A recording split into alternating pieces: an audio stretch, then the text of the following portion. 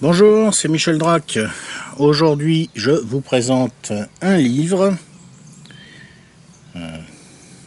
Je vous présente Strategic Vision de Zbigniew Brzezinski. Je ne sais pas si vous voyez bien la couverture parce qu'elle est sombre et avec cette luminosité, la tablette ne rend pas très bien, mais bon, au besoin, je mettrai la couverture au montage.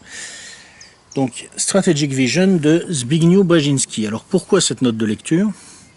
D'abord pour rendre hommage à quelqu'un qui vient de nous quitter, Monsieur Zbigniew, j'ai l'habitude de l'appeler Zbigniew, parce que j'ai entendu appeler Zbigniew, mais c'est Zbigniew Brzezinski. Un monsieur au nom absolument imprononçable, mais très important dans la fin du XXe siècle et le début du XXIe siècle, puisque c'était, on peut dire, le principal conseiller géopolitique du président Clinton dans les années 90, après avoir été le principal conseiller géopolitique, ou un des principaux conseillers géopolitiques du président Carter dans les années 70, et avant d'être, on va dire, le conseiller hors organigramme relativement influent quand même du président Obama dans les années 2000-2010. Rien que ça. C'est un monsieur qui est surtout connu pour avoir fomenté la guerre d'Afghanistan en organisant avec l'aide de ses alliés islamistes la déstabilisation de l'Afghanistan dans les années 70 pour y attirer l'armée rouge, pour tendre ce qu'il a appelé lui-même un piège à ours, où il a en quelque sorte attiré l'Union soviétique pour lui faire gaspiller des ressources. Et ça a sans doute joué un rôle, ça a été un des accélérateurs de la chute de l'URSS. Voilà le monsieur dont il est question. Et alors ce monsieur est mort récemment. Je dois vous avouer que personnellement j'avais développé presque une sorte de tendresse pour lui. Alors c'est un peu curieux dans la mesure où c'est presque un sociopathe chimiquement pur. Mais finalement, je veux dire, je lui en voulais pas. On peut pas en vouloir à un loup d'attaquer les troupeaux de moutons, si vous voulez. On peut en vouloir éventuellement aux gens qui réintroduisent le loup sans demander leur avis aux éleveurs de moutons, mais on peut pas en vouloir au loup. Le loup, il fait son travail de prédateur. Un mec comme Brzezinski, pour moi, c'est un peu ça. C'est un sociopathe chimiquement pur. Il fait son travail de sociopathe chimiquement pur qui cherche à organiser son monde en manipulant les gens sans affect, comme si c'était des bouts de bois sur un échiquier. Et voilà, il fait son travail en quelque sorte. Travail assez sinistre sans doute, mais il est fait pour ça, il est programmé pour ça. J'ai pas de haine pour ce genre de type. Surtout qu'il y a toujours eu chez Brzezinski une certaine forme de franchise. Ce qui est insupportable, je trouve, chez les sociopathes qu'on a aujourd'hui, très nombreux, en particulier en France, dans la lignée d'un Bernard-Henri Lévy, si vous voulez, c'est qu'en plus, ils vous donnent des leçons de morale. Mais Brzezinski n'a jamais donné de leçons de morale à personne. Il s'est toujours inscrit dans l'école réaliste. À partir de là, ma foi, c'est comme ça. Il y a des gens qui sont organisés dans leur tête pour fomenter des guerres où des millions de personnes vont mourir parce que politiquement, c'est ce qu'il faut faire pour défendre les intérêts de l'empire qu'ils servent. Moi, je trouve que tant qu'ils ne donnent pas de leçons de morale, voilà, il faut les regarder comme on regarde des loups qui attaquent les moutons. C'est leur nature. Ils font ce qu'ils ont à faire. Ils font partie du grand drame. Le grand drame dont tous les chrétiens savent qu'il se terminera par la victoire du prince de ce monde, jusqu'au point où Satan achèvera d'expulser Satan. Brzezinski, sans le savoir lui-même, faisait partie de ce grand drame, et il faut dire qu'il a bien œuvré pour le prince de ce monde. Alors, on va lire Strategic Vision pour lui rendre hommage, et puis aussi parce que c'est pas inintéressant de toute façon de lire Strategic Vision dans le cadre de la série de notes de lecture que je fais pour préparer une prise de position sur la question de l'État islamique. Vous savez, une des questions qu'on doit se poser toujours quand on étudie un problème, c'est dans quel paradigme on se situe. Parce que la définition du paradigme conditionne la définition du jeu d'hypothèse, conditionne la définition de l'axiomatique, et à un certain moment, en fait, on peut dire qu'une fois qu'on a choisi le paradigme dans lequel on s'inscrit, pratiquement on choisit déjà, souvent sans le savoir, la réponse à laquelle on va arriver. On peut analyser le problème de l'État islamique de différentes façons, sur différents plans. On a vu avec M. Mouline et son livre sur l'histoire du califat qu'on pouvait penser cette question en termes religieux. On a vu avec le livre Anatomie de l'État islamique de messieurs Hahn et Flichy de la Neuville qu'on pouvait penser cette question sous l'angle de la géopolitique spécifique du Proche et Moyen-Orient et de la politique intérieure irakienne. On a vu avec Monsieur Mindel, dont je viens de chroniquer un livre, La France djihadiste, qu'on pouvait aussi penser la question au regard des enjeux de politique intérieure française. Il y a des pseudopodes de l'État islamique en France et qu'on peut étudier le problème sous cet angle. Et bien sûr, toutes ces visions ont leur place et elles doivent toutes être intégrées. Mais moi, je crois que le paradigme qui surdétermine les autres, si vous voulez, l'explication des explications, en général, ça va être la géopolitique globale. Parce que les acteurs qui peuvent manipuler les acteurs, qui peuvent manipuler les acteurs, qui peuvent manipuler les acteurs qui manipulent les autres en étant eux-mêmes peu ou pas manipulés, ceux qui sont beaucoup plus manipulateurs que manipulés, si vous voulez, vous allez les trouver au niveau des acteurs qui agissent dans la géopolitique globale. Et ça, c'était le paradigme de Zbigniew Brzezinski. C'est pour ça qu'il est intéressant. C'est le... comment dire ?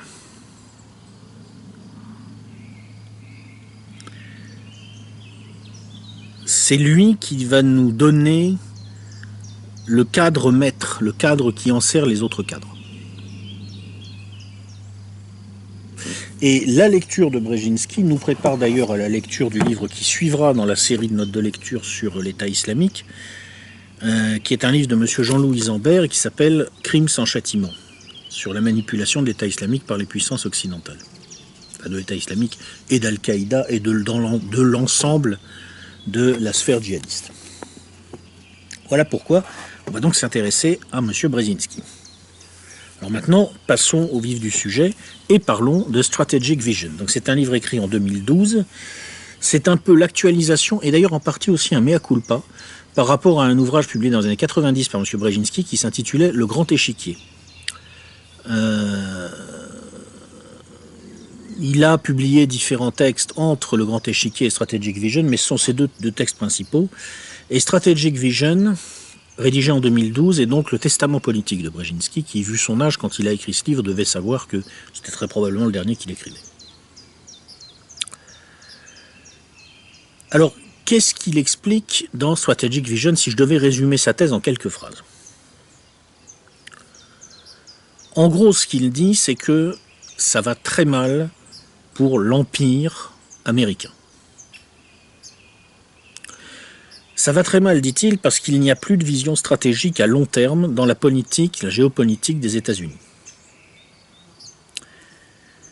Et cette absence de vision stratégique à long terme fait que les Américains ne réagissent pas correctement alors qu'ils sont confrontés à trois phénomènes structurants. Le glissement du centre de gravité du pouvoir géopolitique vers l'Est, un éveil politique global qui change fondamentalement les conditions dans lesquelles l'action de l'Empire peut être déployée dans le monde, et surtout une performance d'ensemble des États-Unis qui est assez médiocre sur le plan économique et social. Ce qui fait, nous dit M. Brzezinski, qu'il y a, là je reprends ces termes, je vais m'inscrire temporairement dans sa phraséologie, il y a une inquiétude à avoir pour la planète parce qu'il n'y a qu'une superpuissance capable de la réguler, et cette superpuissance, malheureusement, est défaillante. Et donc, nous dit M. Brzezinski, eh bien, il faut formuler une vision stratégique. Il faut résoudre ce problème en proposant une vision stratégique à la classe dirigeante de l'Empire américain. On va appeler ça l'Empire américain pour l'instant. Alors, quelle est cette vision stratégique suggérée par Brzezinski? Eh bien, il commence par jeter les bases d'un discours, d'une communication pour vendre à nouveau, en quelque sorte, l'Amérique au monde.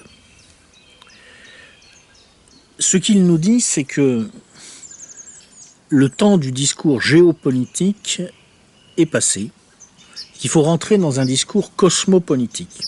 Qu'est-ce que ça veut dire? Ça veut dire qu'il faut poser les problèmes en termes de survie de l'humanité, et que cette façon de poser les problèmes doit maintenant surdéterminer la façon dont on envisage le règlement des conflits internes à l'espèce. Donc, une superpuissance qui doit se relégitimer pour redevenir nécessaire et acceptée dans le monde, doit penser son action en vue de la stabilisation des relations internationales pour rendre possible la coopération.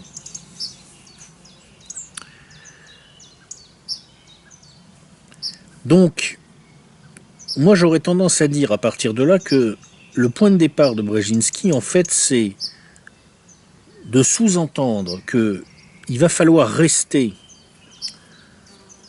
dans l'attitude traditionnelle des conservateurs réalistes de l'école prussienne, des relations internationales, parce que c'est son école, en fait, c'est la façon dont il pense le monde, un monde qui est pensé d'abord en fonction des réalités politiques et en termes de rapports de force, mais que il va falloir prendre appui sur cette façon de résoudre les problèmes pour déployer une politique qui, au moins en apparence, ça le au moins en apparence, c'est moi qui le rajoute, c'est pas lui qui le dit, est cosmopolitique, c'est-à-dire sert les intérêts de l'espèce dans son ensemble. Dans cette optique, nous dit M. Zbig, la renaissance américaine sera nécessaire car, je continue toujours dans la phraséologie de Brzezinski, un monde sans l'Amérique est incapable de construire les coopérations nécessaires au déploiement d'une cosmopolitique cohérente. En fait, c'est une reformulation de la doctrine très ancienne de la nation nécessaire. C'est aussi le rejet radical de la tentation isolationniste et en même temps du vertige de l'unilatéralisme. C'est-à-dire que Brzezinski, quelque part, refuse l'isolationnisme, qui est toujours une tentation chez les Américains, mais il refuse aussi l'unilatéralisme brutal et stupide des années Bush. Vous voyez, sa vision stratégique n'est ni celle d'un Ron Paul, ni celle d'un George Bush. Et elle esquisse effectivement le devenir potentiel, en tout cas de la communication qui a été déployée autour d'Obama. Obama dont on a vu que Brzezinski était un conseiller au organigramme. Alors, moi ce que j'ai à en dire, si vous voulez, c'est que tout ça, je vous disais tout à l'heure, pour moi, Brzezinski, c'est vraiment le sociopathe chimiquement pur, parfait. Mais quand on regarde ce que je viens de dire, on se dit, bon, bah, ça n'a pas l'air particulièrement dégueulasse, tout ça. Sauf que ce qu'il faut comprendre, c'est ce que Brzezinski ne dit pas. C'est-à-dire qu'il y a un sous-entendu dans sa parole, sous-entendu qu'il n'explicite jamais, mais que les gens qui doivent comprendre ce qu'il veut dire vont comprendre. C'est que pour que cette nouvelle façon de vendre la géopolitique américaine en faisant la condition nécessaire d'une cosmopolitique cohérente, pour que cette nouvelle façon de vendre cette géopolitique fonctionne, il faut qu'effectivement, sans l'Amérique, le monde soit incapable de construire des coopérations. Et donc il faut rendre impossible un monde qui pourrait coopérer sans médiation US, c'est-à-dire qu'il faut créer partout les conflits que seuls les États-Unis ensuite pourront résoudre. C'est ça le fond de la vision stratégique proposée par Brzezinski. Ça n'est évidemment jamais explicité dans son bouquin. Il ne va pas tout dire non plus, mais quand on déconne, c'est bien ce qu'il veut dire. Alors ensuite, si on rentre plus dans le détail, il a une vision du monde, je dois dire, qui est étonnamment, à mon avis, juste et lucide pour un homme de son âge.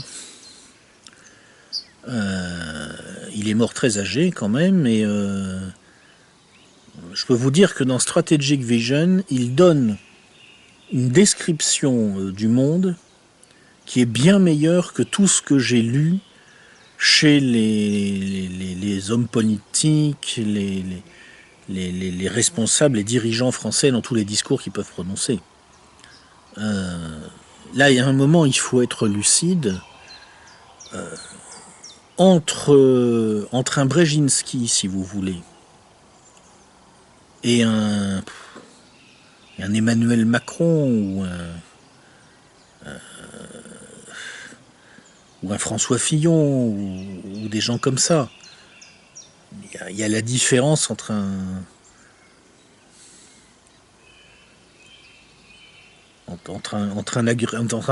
agrégé et un mec qui a raté son BEPC, quoi.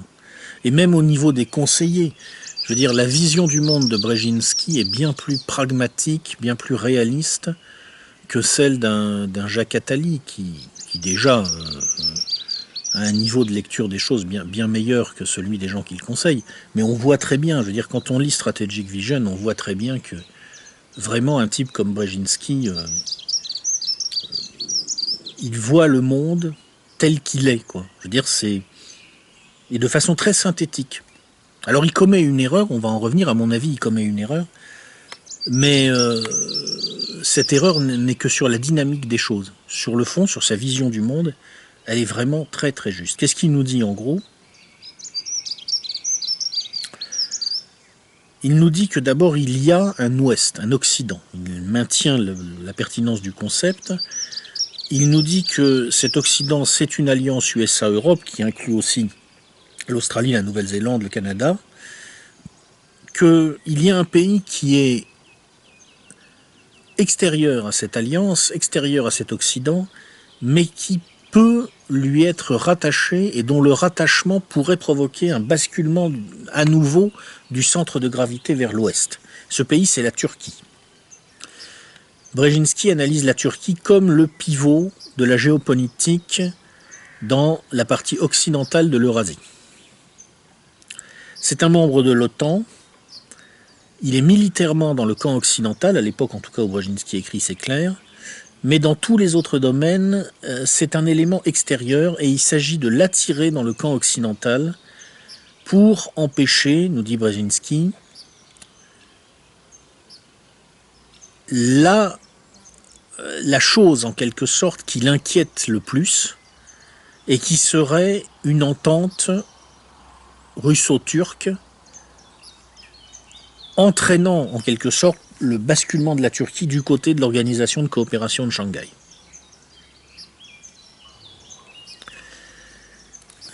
Parce que, continue notre ami Zbig, l'époque où, pour dire les choses simplement, le monde issu de l'Europe, c'est-à-dire l'Europe plus les États-Unis, plus les petites expansions australiennes, néo-zélandaises, etc., l'époque où ce monde pouvait prédominer à l'échelle globale est passée.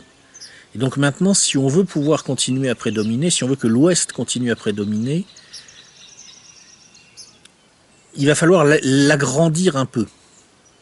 Et surtout, il va falloir empêcher que le bloc rival qui émerge, l'Organisation de coopération de Shanghai, avec l'entente sino-russe, qui peut attirer à elle déjà en partie l'Inde, en partie l'Iran, et qui risque d'attirer à elle, nous dit Brzezinski, également la Turquie. Eh bien, il faut empêcher que ce bloc, en attirant à lui comme ça l'Inde, l'Iran, la Turquie, n'atteigne la taille critique à partir de laquelle il prédominerait franchement sur l'espace eurasiatique et il pourrait en quelque sorte en expulser l'influence américaine. Donc c'est l'actualisation de la vision classique des géopoliticiens anglo-saxons depuis Mackinder et Spykman. Mais ce qui est frappant, c'est à quel point Brzezinski est absolument lucide, sans illusion sur l'état des rapports de force. On est très très loin du blabla sur le rêve européen, vous savez, le sketch italien sur l'expansion nécessaire des valeurs occidentales, blablabla, l'individualisme, une force irrésistible, blablabla. Pas du tout là-dedans, monsieur Brzezinski, pas du tout. Il nous dit en gros, voilà, à l'époque où l'Ouest gagnait, il gagnait en grande partie parce qu'il était un idéal pour la population du système rival. C'est-à-dire, en gros, à l'époque où c'était l'Amérique de Reagan contre l'URSS de Brejnev, les habitants de l'URSS de Brejnev rêvaient de l'Amérique de Reagan. Ce qui est vrai, hein, je veux dire, à l'époque, les soviétiques, qui en avaient marre de l'insupportable système qui était devenu l'URSS, rêvaient de l'Occident. Aujourd'hui, nous dit M. Brzezinski, c'est plus du tout le cas, et même ça commence à devenir le contraire. Et il décrit les choses de façon, je dirais, sans passion, sans agressivité, mais très dure. Il dit voilà, l'Union européenne voudrait être un idéal pour le reste du monde, mais qu'est-ce que c'est que ce continent peuplé de vieux, sans imagination, et qui croit qu'il va définir un idéal pour une planète qui est jeune, et dont la particularité est que quand on regarde ça... excusez-moi, il y a là je suis à la campagne, là il y a un animal qui vient de passer, c'est pas grave. Quand on regarde la pyramide des âges à l'échelle planétaire, on s'aperçoit que, si vous voulez, ça ressemble pas du tout à la tête de l'Europe. L'Europe, c'est un continent où les vieux dominent, mais à l'échelle planétaire, ce qui caractérise, c'est la prédominance des jeunes actifs. Donc on a une planète pleine d'énergie, et un vieux monde là qui prétend se donner en exemple. C'est ridicule. Et Brzezinski le dit carrément comme ça, quoi. C'est ridicule. Il est aussi sans illusion sur l'Amérique. Il dit très simplement, voilà, les Américains, ce sont des gens qui, depuis des années, explique au monde notre système est surperformant, on est les meilleurs dans plein de domaines, etc. Et puis on voit quoi en 2008? On voit que leur finance est pourrie jusqu'à la racine. On voit que l'Ouest n'arrive plus à régler seul les problèmes financiers que son modèle financier engendre. Et le résultat, c'est qu'au niveau géopolitique, je reprends l'expression de Brzezinski, le sens de la dépendance commence à s'inverser. C'est-à-dire que maintenant, c'est l'Ouest qui a dû compter sur l'Est pour régler ses problèmes, d'où le passage du G8 au G20.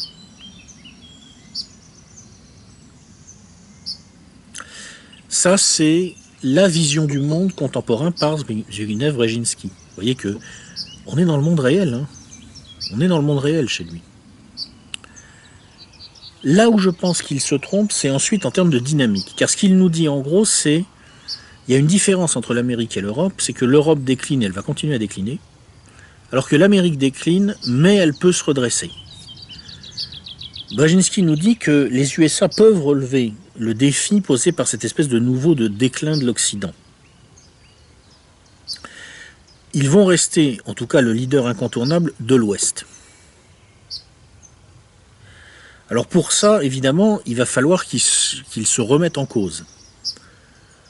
Il va falloir qu'on sorte de l'illusion que le rêve américain est toujours opérant. Il avait deux ressorts, l'idéalisme démocratique et puis une promesse d'enrichissement économique. Il a été délégitimé par la guerre au terrorisme stupide de Bush, par l'échec économique révélé par la crise de 2007-2008.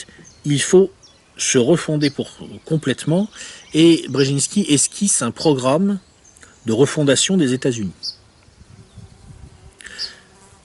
Alors son programme, c'est quoi? Maîtriser les budgets publics pour éviter l'endettement public. C'est son point numéro 1 et à mon avis c'est son problème, c'est son erreur dans son calcul. Ça n'est pas possible. Ça n'est pas possible. C'est-à-dire que tant qu'on sera dans un système où on ne se donnera pas les moyens de relancer la machine par la dépense publique et non pas en fabriquant de la dette, mais en acceptant une phase d'inflation, dans une optique de relance productive, et tant pis si ça veut dire qu'il faut euthanasier la rente, tant qu'on n'aura pas compris ça, on n'ira nulle part. Pour moi, ça, c'est l'erreur de M. Brzezinski. Je ne suis qu'un modeste youtubeur de base. Qui suis-je pour... Bon, mais enfin, quand même, c'est mon opinion, j'ai le droit de la donner. Je pense que là, il se plante. Ça n'est pas possible. C'est-à-dire que cette idée qu'on va réussir à refonder les choses par la maîtrise des budgets publics pour éviter l'endettement public, ça veut dire qu'il croit qu'on peut relancer la machine en restant à l'intérieur du cadre monétariste. Ça ne marchera pas. Par contre, le reste de son programme, c'est du bon sens. Remettre de l'ordre dans une finance privée amorale, redonner de la fluidité à la pyramide des revenus et des patrimoines pour éviter le développement d'inégalités injustes et mortifères, je reprends ces termes, remettre à niveau les infrastructures, éduquer mieux la population américaine, l'ouvrir au monde, débloquer un système politique qui est crispé sur des enjeux internes rarement mis en perspective. Oui, c'est du bon sens. S'il n'y avait pas le problème monétaire, monétariste, appelez ça comme vous voudrez, le reste de son programme serait crédible. Mais je me demande pourquoi il ne veut pas sortir de ce cadre monétariste, alors que c'est ça qui va bloquer. Et je vais vous dire, et là on va commencer à faire un petit glissement de sémantique. Ça veut dire qu'en fait, il y a quelque chose qui ne peut pas remettre en cause, c'est le pouvoir des gens qui maîtrisent l'instrument monétaire. Donc en fait, c'est pas l'empire américain qui défend, c'est l'empire du dollar. C'est l'empire de la Federal Reserve. Donc c'est l'empire du capitalisme aujourd'hui basé aux États-Unis.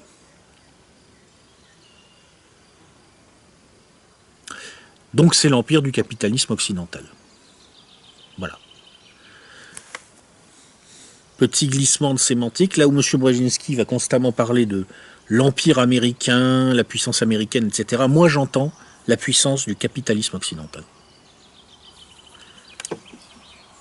Et pas n'importe quel capitalisme, attention, du capitalisme bancaire occidental.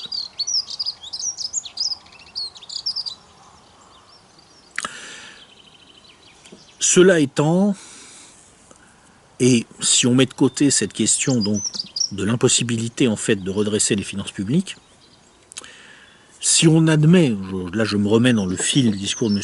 Brzezinski, si on admet que ça va marcher, il nous dit que l'Amérique a des atouts qui lui permettent de rebondir, et c'est vrai, qu'il nous rappelle qu'elle a toujours fait preuve historiquement d'une grande créativité intellectuelle, qu'elle a une certaine capacité à mobiliser sa population en réaction à un défi perçu par l'ensemble de cette population, qu'elle a un territoire vaste, riche, qui n'est pas menacé sérieusement par des voisins agressifs.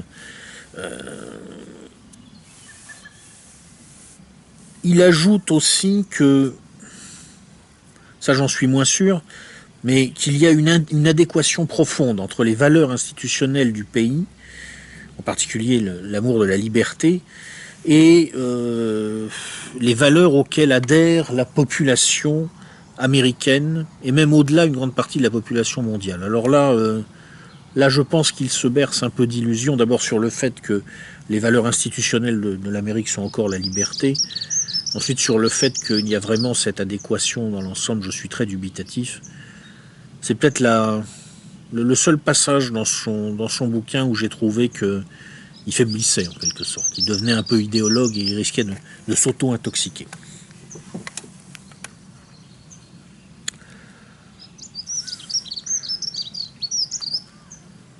Alors cette Amérique qui peut rebondir, nous dit-il donc, et là on va passer au volet foutons la merde partout dans le monde pour nous rendre à nouveau indispensables. Cette Amérique qui peut rebondir, après 2025, le monde se rendra compte qu'il en a impérativement besoin. Alors pourquoi? C'est peut-être la partie la plus intéressante du livre, et là on va commencer à comprendre ce que les hurluberlus de Daesh peuvent bien faire sur le grand échiquier de M. Brzezinski, quel rôle en réalité ils tiennent. Un monde post-américain, nous dit M. Brzezinski, serait chaotique. Le jeu géopolitique se joue désormais à environ 10 puissances majeures dans le monde. 4 puissances occidentales, les USA, l'Allemagne, le Royaume-Uni, la France. 4 puissances asiatiques ou eurasiatiques, la Chine, le Japon, l'Inde et la Russie. 2 puissances excentrées, le Brésil et l'Indonésie. Vous remarquerez au passage que pour Zbigniew Brzezinski, l'Iran n'est pas un acteur géostratégique autonome et majeur. C'est un acteur géostratégique qui ne peut être qu'un suiveur, et plutôt un suiveur de second ordre. Donc là, on voit très bien la différence avec Robert Kagan, dont il faudra que je présente aussi les écrits, qui est un idéologue, lui, néoconservateur, et qui fait une fixation sur l'Iran. Alors je vous rappelle à cet égard que M. Kagan et M. Brzezinski n'avaient pas non plus exactement la même position sur l'État d'Israël, parce que M. Kagan appartient à un groupe que je n'ai pas besoin de préciser, et qui a des liens très forts avec l'État d'Israël, ce qui n'est pas le cas de M. Brzezinski, en tout cas à ma connaissance.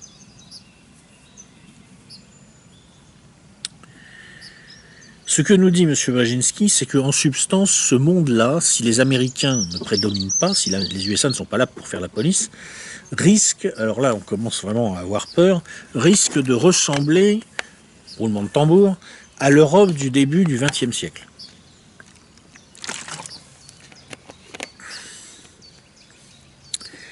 Il ne serait pas possible d'y réguler correctement les espaces de compétition entre puissances, et de ce fait, en quelque sorte, ce monde se fracturerait en blocs rivaux, dont la définition exacte d'ailleurs pourrait être instable, et n'assurerait la paix que de façon très précaire par un équilibre constamment menacé d'être rompu entre ces blocs rivaux. Effectivement, la situation de l'Europe avant 1914.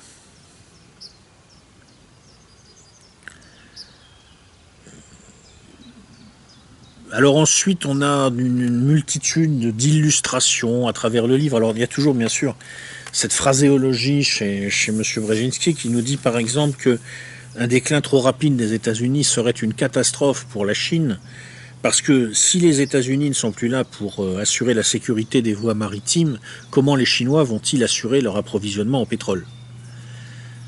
Donc, quand je traduis ça en langage normal, quand je passe du Brzezinski au français, je pense que ça veut dire, surtout faisons en sorte que ni Pékin ni personne à part nous ne soit en mesure de sécuriser les espaces maritimes. Comme ça, tant qu'on est dans cette situation-là, on est tranquille, les Chinois ne pourront pas nous embêter trop, parce qu'il suffit qu'on arrête de faire la gendarmerie pour leur compte et ils n'ont plus de pétrole. C'est comme ça qu'il faut le lire à mon avis. Ça vaut pour les espaces maritimes, mais finalement quand on y réfléchit bien, ça vaut pour plein d'espaces. Y compris d'ailleurs pour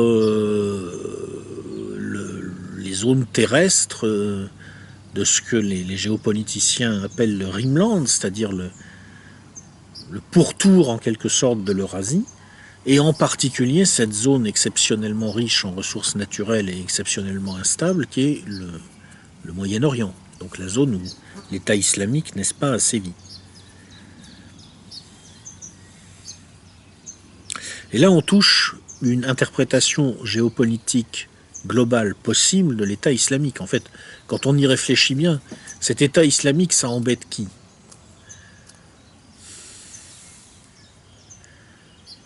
Ça embête les Russes parce que ça crée un foyer de pestilence à quelques centaines de kilomètres de leur frontière méridionale. Daesh peut, dans l'hypothèse où il n'aurait pas été écrasé, je pense qu'il va être écrasé pour finir localement, pouvait risquer de remonter vers le Caucase. Ça embête effectivement les gens qui sont très dépendants des ressources en matières premières et entre autres en hydrocarbures évidemment de la région.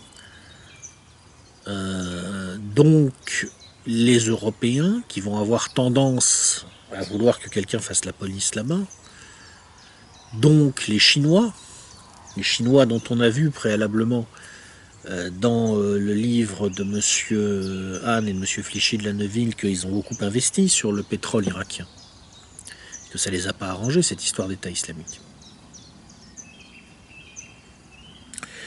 Ça met aussi la Turquie dans une situation un peu difficile, où elle a un risque de déstabilisation. Elle va se prendre dans la gueule énormément de réfugiés.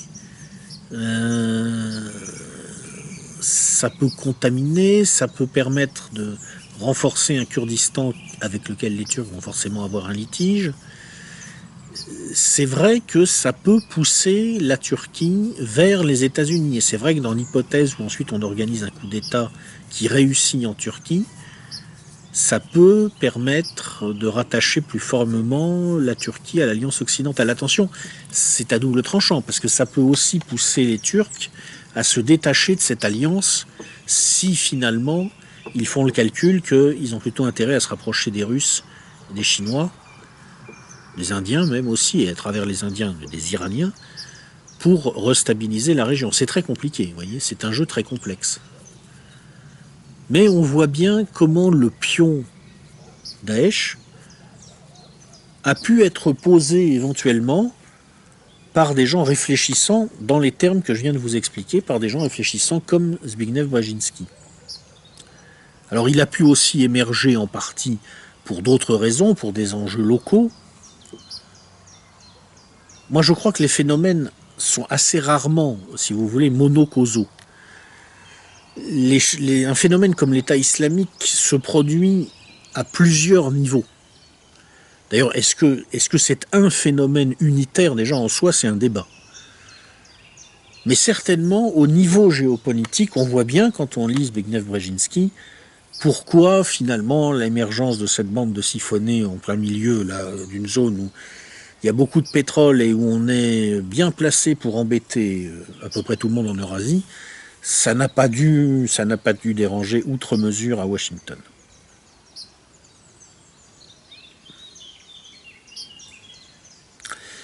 Et d'autant moins que ça correspond bien finalement à la logique du déploiement de cette vision stratégique telle que la suggère Brzezinski, qui se fout quasiment de la gueule de George Bush et de ses conseillers. Alors, il le fait poliment, on est entre gens de bonne compagnie, mais enfin, on comprend très bien que ce qu'il pense en gros, c'est mais quelle bande de crétins.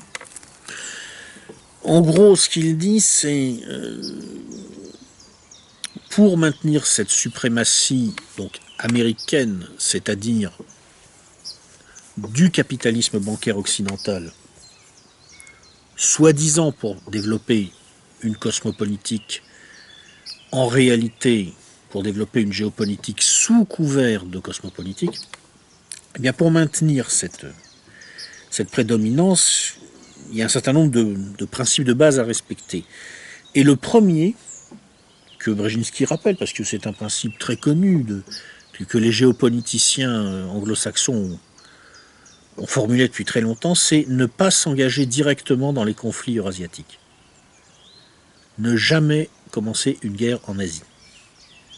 Laisser les Eurasiens, les Eurasiatiques si vous préférez, se taper dessus entre eux. Ne jamais y aller soi-même. Éventuellement, si on a des types à supprimer, les drones, ça peut servir à ça. C'est exactement ce qu'a fait Obama. Et M. Brzezinski continue en disant qu'il faut penser la stratégie eurasiatique des États-Unis comme un tout, des rives de l'Atlantique à celles du Pacifique. Et qu'est-ce qu'il y a au milieu ?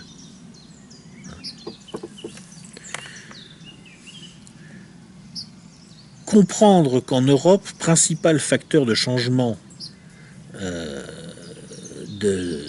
pour les États-Unis, les relations entre l'Europe, la Russie, la Turquie.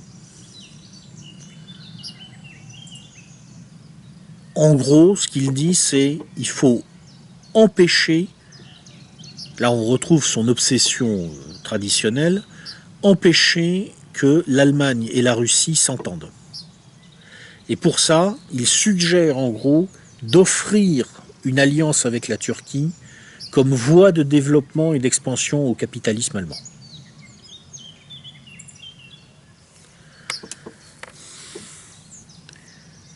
Alors ensuite, il nous explique qu'il faut stabiliser les nouveaux Balkans qui recouvrent le Moyen-Orient et l'Asie centrale, et que pour ça, il faut offrir aux États de cette région des possibilités de sortir de leur dépendance à l'égard des grandes puissances eurasiatiques. Alors ça, c'est vraiment du blabla, de la phraséologie.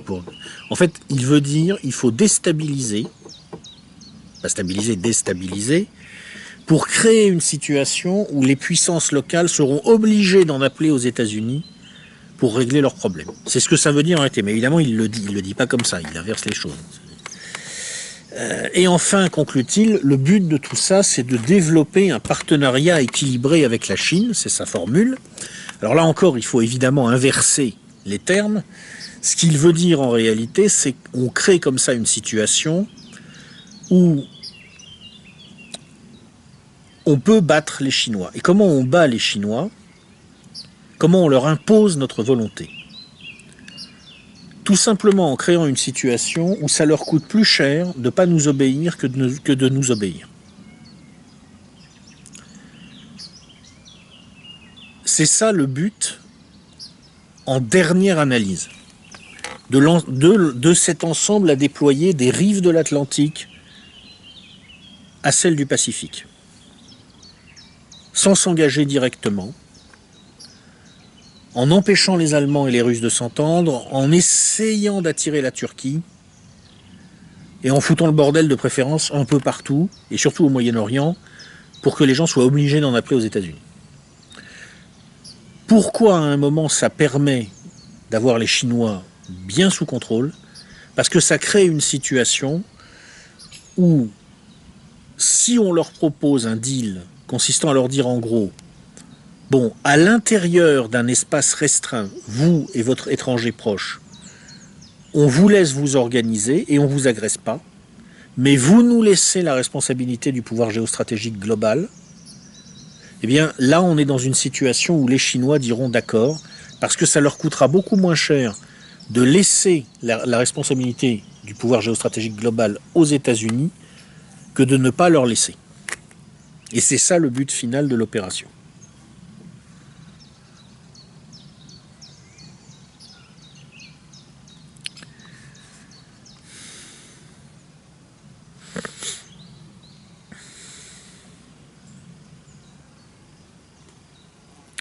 Alors je ne vais pas rentrer, je regarde mes notes là, je ne vais pas rentrer plus loin dans le détail de l'analyse, je crois qu'on a vu l'essentiel. Je renvoie les gens que ça intéresse vraiment à la lecture du livre.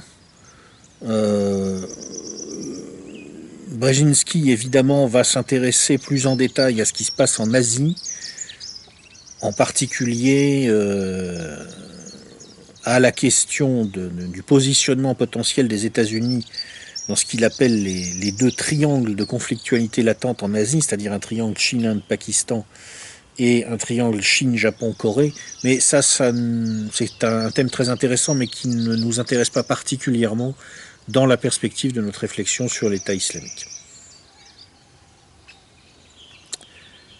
Voilà. On a presque fini cette note de lecture. Je voudrais simplement livrer quelques citations que j'ai relevées et qui sont quand même très révélatrices de ce que pensent vraiment les gens qui réfléchissent au niveau de l'oligarchie américaine entre trois périodes de guillemets, c'est-à-dire, je vous l'ai dit, capitaliste bancaire occidental. D'abord une phrase stupéfiante. Je vous la lis en anglais, alors je suis désolé, mon accent est déplorable. Indeed, there are several alarming similarities between the Soviet Union in the years just prior to its fall and the America of the early 21st century. Traduction, je vous l'ai lu en anglais parce que c'est quand même une phrase, il faut voir que c'est Brzezinski qui l'écrit. Traduction, il y a indiscutablement plusieurs ressemblances alarmantes entre l'Union soviétique juste avant sa chute et l'Amérique du début du XXIe siècle. Et c'est Zbigniew Brzezinski qui écrit ça. Une autre citation intéressante, alors ça c'est typique de la, comment dire, du style filandreux à la Brzezinski.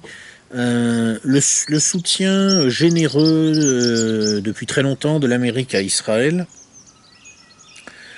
vient plus d'un sens de l'obligation morale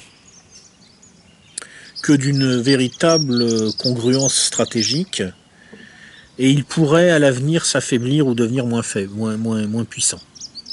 Ce qui dans la langue de Brzezinski signifie en gros, mais attendez, je veux dire, bon, chers amis, nous sommes là pour défendre le pouvoir géopolitique global de la finance capitaliste bancaire occidentale. Bon, on a bien compris que vous aviez des résidences secondaires dans cette espèce de machin là, dans un coin sur la carte. Enfin, tout de même, tout de même, on pourrait peut-être passer aux choses sérieuses, s'il vous plaît. Moi, c'est comme ça que je prends la phrase. Donc c'est intéressant, ça veut dire qu'entre M. Brzezinski et M. Kagan, un jour ou l'autre, il y aura une explication.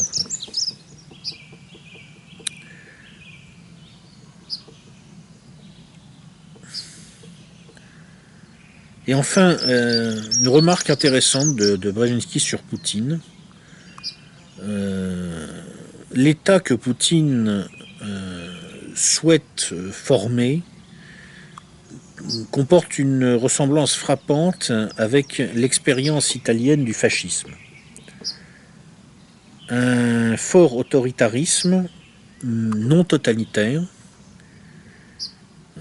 évoluant en symbiose avec son élite politique, power elite, je sais pas comment traduire ça, et son oligarchie business, son oligarchie entrepreneuriale, si on peut dire, avec une idéologie basée sur un chauvinisme à peine déguisé, en quelque sorte.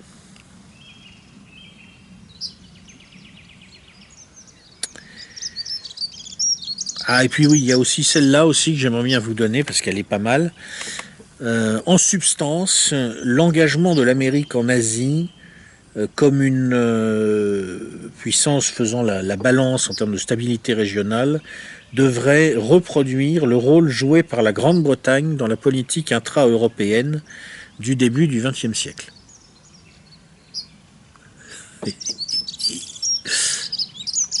Ah, c'est beau, c'est beau. Mais je vous ai dit, c'est un vrai sociopathe chimiquement pur. Et c'est pas du sociopathe.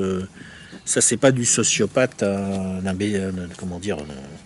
C'est du sociopathe à 180 points de QI. Hein. Voilà. Et ben on a fini de rendre hommage à Zbig, sacré Zbig, le méchant qu'on adore détester. Il va nous manquer. Mais on va passer à autre chose. Donc la prochaine note de lecture, on va regarder Crime sans châtiment de monsieur Jean-Louis Zambert. On va rester dans la même lignée mais sous un autre angle. On va regarder plus précisément l'instrumentalisation des réseaux djihadistes par les puissances occidentales. Et puis ensuite on arrêtera un moment avec l'État islamique. Vous savez que j'ai deux séries de notes de lecture en cours, une sur l'État islamique et une autre sur le racisme anti-blanc. Et j'ai envie qu'on regarde un peu ce que disent les non-blancs, ce que pensent les non-blancs qui soit sont dans le racisme anti-blanc, soit sont suspects d'être dans le racisme anti-blanc, soit en tout cas ont à prendre une position sur la question du racisme anti-blanc. Et je vous propose de regarder un petit livre écrit par Ouria Boutelja. les Blancs, les Juifs et nous. C'est un monsieur qui est venu sur ma chaîne me suggérer de lire ça. Et effectivement, je viens de le parcourir rapidement. C'est révélateur. Ça ne veut pas rien dire. Donc on va regarder ça un petit peu. Pour essayer de comprendre un peu comment les gens qui ne sont pas des Blancs voient la question du rapport entre les Blancs et eux. Et en attendant, je vous dis à bientôt.